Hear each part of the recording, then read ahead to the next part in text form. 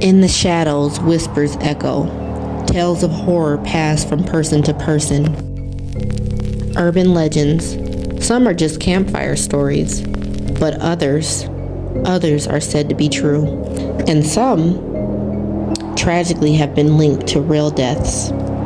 Today, we explore two urban legends that have crossed the line from fiction to terrifying reality. Welcome to Iamcinnamonbabe Horror Stories.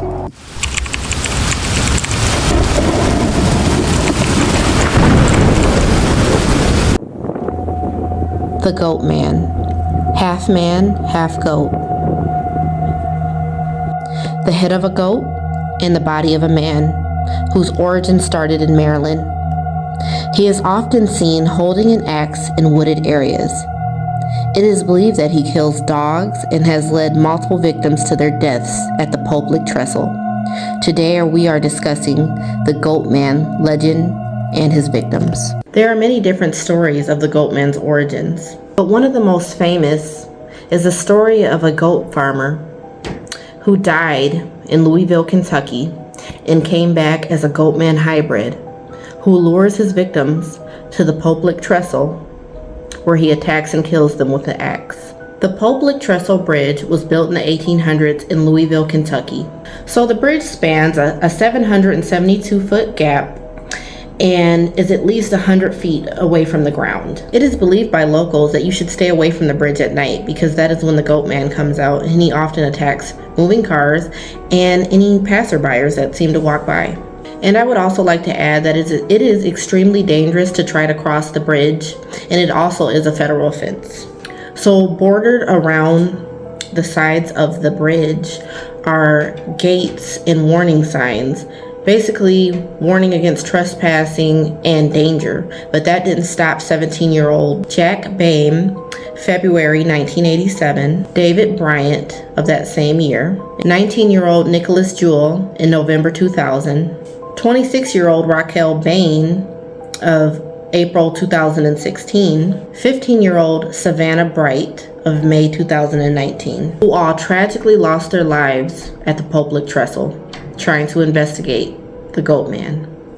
But why and how? How did these young individuals lose their lives simply investigating an urban legend that hasn't even been proven true? Was it the Goat Man that took their lives, or was it something else? Raquel Bain was a 26-year-old medical assistant in Dayton, Ohio. She was also a mother of a young son and really had an excitement for life. She was known to be a thrill seeker and a risk taker. In high school, Raquel enjoyed crazy activities like car surfing, which is holding on to the roof of a car while it's driving and basically holding on for dear life. She liked to do that for fun. Raquel also loved to visit haunted attractions, which I also love doing that too. But yeah. So I guess Dayton, Ohio is like a 3-hour drive away from Louisville, Kentucky. And so Raquel had a wild weekend plan for her and her boyfriend. She wanted to do a road trip there. And her boyfriend's name was David Nee, and he was 44 and she was 26. David was a simple guy. He wasn't really into all that thrill seeking, and they had only been dating for about 3 months, but he agreed to go along. So Raquel's initial plan in visiting Louisville, she wanted to go to the Waverly Hills Sanitarium. This is the most haunted and infamous hospital in America. Welcome to the infamous body chute at the Waverly Hills Sanatorium. Originally built to bring up supplies, this tunnel was constructed at a little over 500 feet long. A mechanical conveyor belt was ran up and down the body chute every day, all day. However, during the height of the epidemic, it was said that the building was losing a patient an hour, thus being born the body chute. This was a way to keep morale up inside of the building so they did not have to see the deceased being wheeled out into hearses coming up the hill.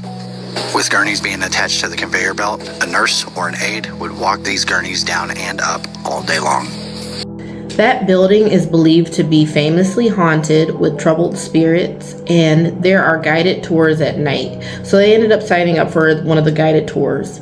So on April 23rd, 2016, the two left Dayton, Ohio, and drove the 3-hour drive to Louisville, Kentucky. And they got there pretty early. It was still daytime. So the guided tour to the sanitarium hadn't started yet. It was supposed to be at night, and so the couple still had a lot of time to do something else. So before visiting Louisville, Raquel had been doing her research about the area, and near the sanitarium, she learned about the public trestle and the Goatman legend, and so she decided that it would be a good idea to go to the public trestle bridge before they go to the sanitarium to investigate the Goatman's existence. Again, it was still bright outside, and like I said, the sanitarium tour didn't start until nighttime, and it was around 6:30. Upon arriving, the couple could see that the area was pretty wooded. It was a heavily wooded area, and the bridge looked rusted and old, and it stood at least 100 feet off the ground. So because of the appearance of the bridge, the couple speculated that the bridge was obviously not in use because of how old it looked. So on both sides of the bridge, the entrances had gates around them with barbed wire, and there were many signs saying no trespassing, warning, do not enter, signs of danger. But the couple didn't think that it would be a threat because they saw that one of the gates kind of had like an opening part, like somebody had broken through it. And so they figured, since it was such a popular urban legend area, that people had gone before, so they didn't think there would be any danger. So Raquel and David, they squeezed through the entrance of the gates. Like I said, it was squeezed. There was it was barred open. And they squeezed through, and they ignored all the warning signs, and they were able to walk up the hill to the top of the bridge. By the time they made their way to the top of the bridge, it was getting pretty dark outside, and they could see how high they were up. And at this point, David didn't think that they were going to go any further, so he decided to take a pic together, like, hey, we made it up at the top of the bridge, cool, look around, there's no Goatman. So he's thinking it's pretty much over. But Raquel, she wanted to go further. She wanted to actually walk across the entire bridge. So David just simply followed after. So here's the thing that's like so terrifying about the bridge.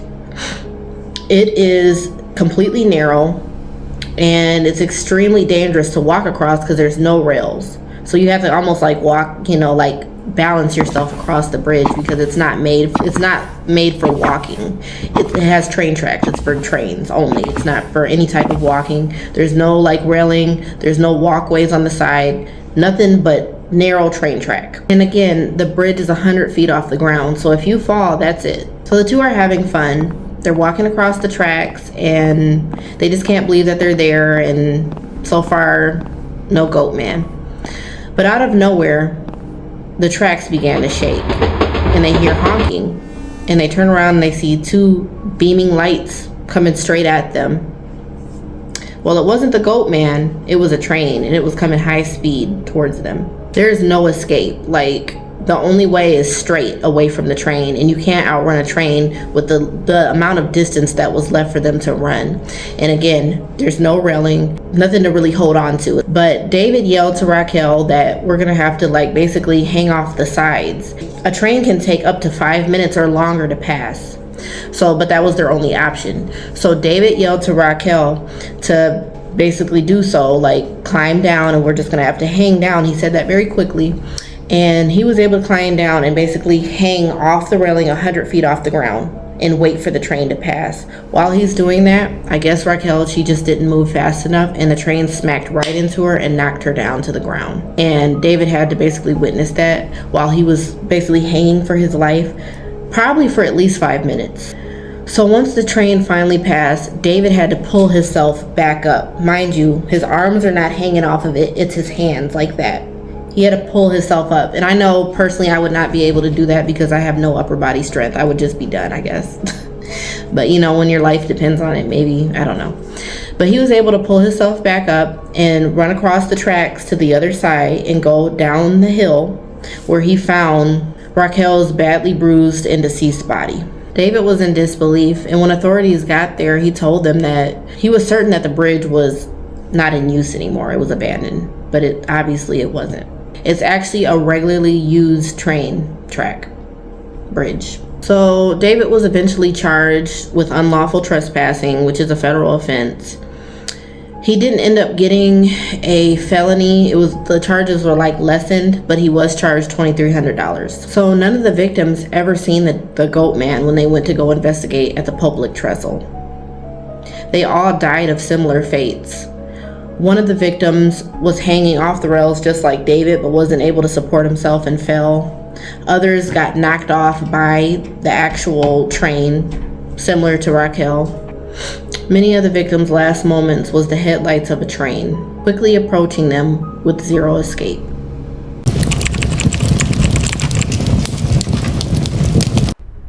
The Bunny Man, a crazed maniac dressed in bunny ears who attacks passerbyers at the Fairfax Station overpass near Clifton, Virginia, giving it the name Bunny Man Bridge. It is believed that in 1904, a mental asylum was shutting down and the patients were being relocated by bus. The bus ended up crashing in the woods, killing many of the passengers, including the driver, but 10 of the inmates escaped into the woods, and a massive search was conducted until all but 2 inmates were captured. Those inmates were Marcus Walster and Douglas J. Griffin. As weeks passed, rabbit corpses that were half skinned or half eaten were being found along the ground. Some were even hanging from trees. The police began searching again for the inmates, but ended up finding the body of Marcus Walster, who was hanging and skinned at the bridge overpass. And eventually the bridge would be known as Bunny Man Bridge. So eventually, police were able to track down Douglas Griffin, but he was able to evade capture, and he disappeared in the woods near the bridge. So less than a year later, after the famous reputation of the bridge becoming Bunny Man Bridge, a group of teenagers Halloween night decided to hang out at the bridge. Close to 12 a.m., most of the teens had left, with only 3 teens still hanging out at the bridge. Well, those 3 teens would never return home.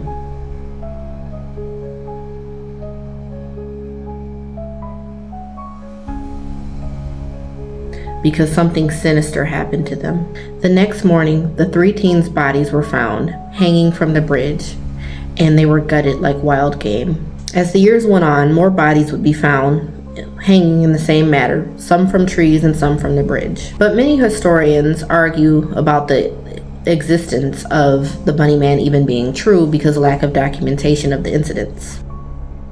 But in October 1970, Robert Bennett and his wife were parked in their car outside of a friend's house, and the friend's house was near the bridge, when a man dressed in white, appearing to wear some type of bunny headdress, appeared around their car and began screaming obscenities to them. He began yelling at them for trespassing and threatening them, and then he threw an axe through their window. The 2 were able to speed off and get away from him. 2 weeks later, October 29th, 1970, a security guard at a construction site near the bridge saw a man dressed in bunny ears and a gray and white bunny costume. He saw the man wielding an axe on, I guess, one of the porches they were working on in the area. And he was, I guess, attacking the porch, like chipping away at it with the axe. And when the construction security guard approached him, he basically confronted him like, "Hey, what the heck are you doing?" The man began to yell at him for trespassing and threatened to chop off his head. And I guess it wasn't very clear. I guess the security guard was basically able to run away from him and get away. So after that incident, 50 more people would come forward claiming that they had an experience with Bunny Man. One even claiming that they witnessed him eat a cat. Though the police took the reports very seriously because it was so threatening, no arrests were ever made and the Bunny Man was never captured. So both stories involve terrifying, like, humanoid animal creatures, one being a goat man, one being a bunny man. And they're very similar because both creatures supposedly hang out at like train track bridge areas, and I don't really know what the significance of that means.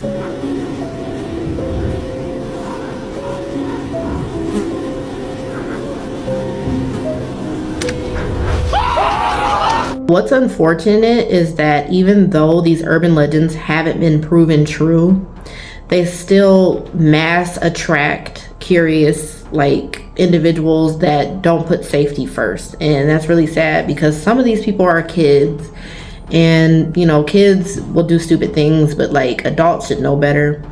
So it's really sad that, you know, people had to lose their lives as a result of it. Because like I said, both urban legends have not been proven true. Nobody really has like pictures of them. But me being a spiritual person, I believe that there are evil spirits out in the world, and they do manifest themselves as like scary and ridiculous creatures that do attract people to their deaths. So even though in the first story, all the victims involved weren't necessarily attacked and killed by the goat man, they still lost their lives as a result of pursuing it, which that's what evil spirits do. They inspire people to put themselves in harm's way and to basically get harmed or die in the end. And so, yeah, just, you know, from these stories, they're entertaining. You know, they're sad, but they're entertaining. The takeaway is just to make better choices and to look to God whenever you're making any decision, and to stay away from like negative spaces. There's nothing wrong with like, you know, learning about them and doing it in a safe way, but especially if there's like signs like stay away, stay away, stay away, literally just stay away. Like, it's even illegal to go on to like train tracks and to walk across them because you're putting your life at risk. So yeah, my advice, just stay away. Have a great day. Make wonderful choices, not dangerous ones, and stay tuned for the next video. Bye.